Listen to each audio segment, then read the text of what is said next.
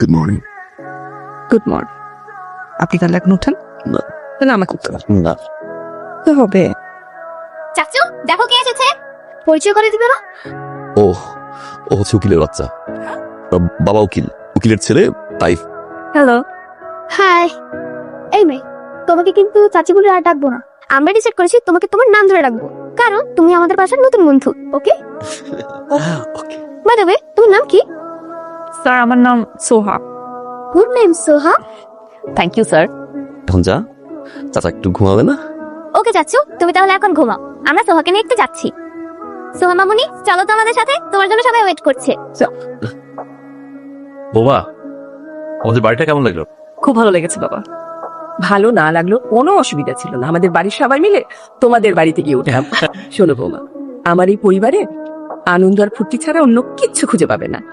একদম ঠিক কথা। সবাই মিলে একসাথে খাওয়ার যে কি আনন্দ, সেটা ছোট বৌমাকে তো বুঝতে হবে, তাই না? বিয়ের পর তো একজন আরেকজনকে ছাড়া এক মুহূর্ত থাকতে পারতে না। পাশাপাশি চেয়ে বসলো না। খাওয়াই দাও। এখানে তো সামনে। লুকিয়ে খাওয়াই দাও। আচ্ছা আমি বলি কি, তুমি যেহেতু আজকে অফিস যাচ্ছ না, তাহলে আজকে তোমরা বর ভাতটা করে ফেলো। আইডিয়া। বর ভাত কি? বর ভাত হলো এ বাড়িতে যখন নতুন বউ আসে তার পরের দিন ছেলেরা রান্না করবে আর মেয়েরা আরাম করে খাবে, কোনো কাজ করবে না মেয়েরা। রুমে আসো। খাওয়ার টেবিলে যে বারবার বললাম খাওয়াই দাও খাওয়াই দাও, পার্ট নিচ্ছিল কেন? সবার সামনে কি খাওয়া দাওয়া যায়? দেখলেন না বাবা গল্প করছিল। সবাই তাহলে খাওয়াই দিতাম।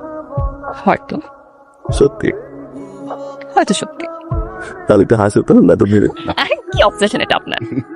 আমার তো রান্না করতে হবে, নিয়ম, কিছু করার সাপোর্ট নিয়ে না। আপনাদের ফ্যামিলি তো খুব ইন্টারেস্টিং। ভেরি ইন্টারেস্টিং ভাইয়া। Thank you. ভাইয়া আপনারা খাবার খাচ্ছিলেন তো এই ফাঁকে আমি বাথরুম পরিষ্কার করতে আসছিলাম।